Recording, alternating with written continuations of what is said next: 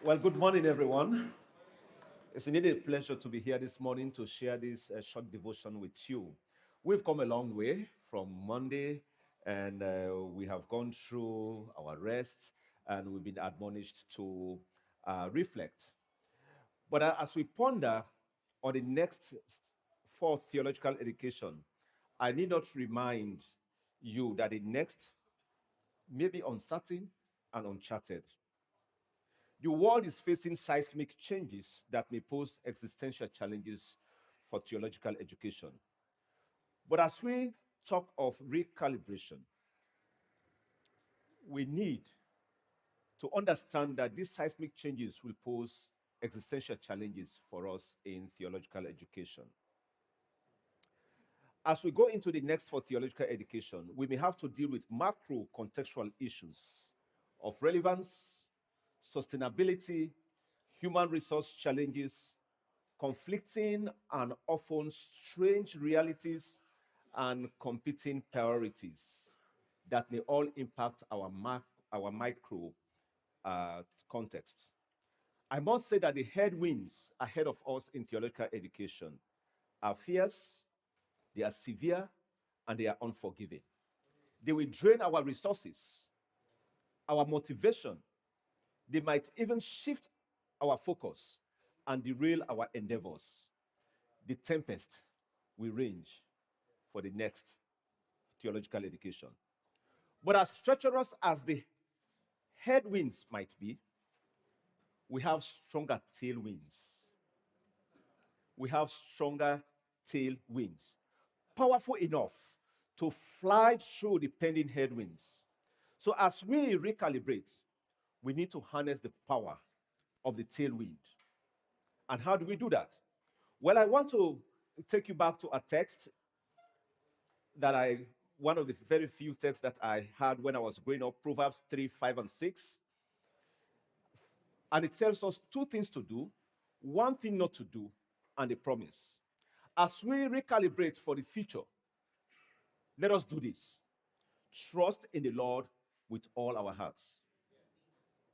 The heart is the seat of our passions, our will, our desires. As we recalibrate, we should start with God to give us that tailwind that will take us into the future of theological education. Because God Himself is sovereign and He knows what is good for us. Afterwards, theological education and the vision we have for it is not ours. The vision is the Lord's. So we must start off by trusting in Him. And then the wise man went on to say, do not do this. Lean not on your own understanding. You do not know everything. You are finite. You do not even know what the headwinds are. But the Lord God Himself knows. So as you recalibrate, imagine yourself as finite. Imagine yourself as not seeing the whole picture. So do not lean on your degree in strategic management. Do not lean on that strategic vision that you have. Do not lean upon your own strength, but lean upon the Lord. And then it says, do this. In all your ways, acknowledge Him. In all that we do and plan in our recalibration, we must acknowledge. And it's not just that you know He exists. No, when you acknowledge the Lord, it comes with obedience. It comes with absolute obedience. We must be obedient to God as we include Him in the process. We must continually listen to God, solicit and reinforce His presence, work with Him, obey Him, and seek His input. How many of us do make prayer and obedience a strategic activity as we recalibrate? And then comes the promise. The promise is contingent on our obedience, and He will direct your path. The Lord Himself will take control of the recalibration process, showing us what to do in every phase. Note that the word used in the passage is direct, according to my own version.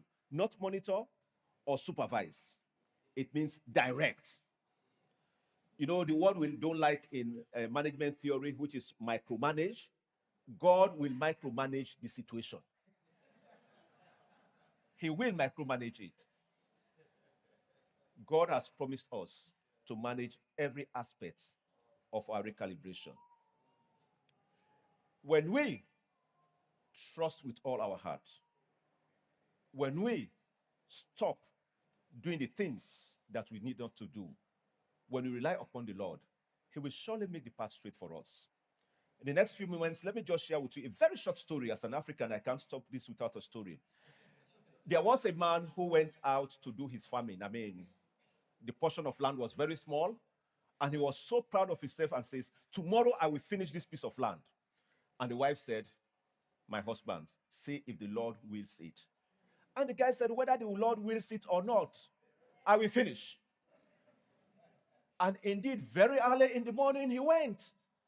He was strong enough. I mean, he had plowed, and then he stood up to stretch his back.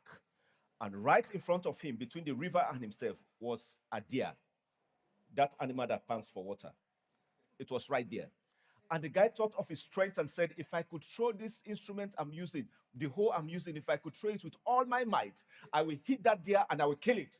He calibrated, recalibrated, and he was sure he was going to kill that animal. And he took aim. And he threw the hoe. He missed. The deer ran away. And the hoe went into the water. And he swam, he dived into the water to get it. He never got it. He went home and caught pneumonia. It took him a year to complete that portion of land. Because by the time he was getting fit, the planting season was over.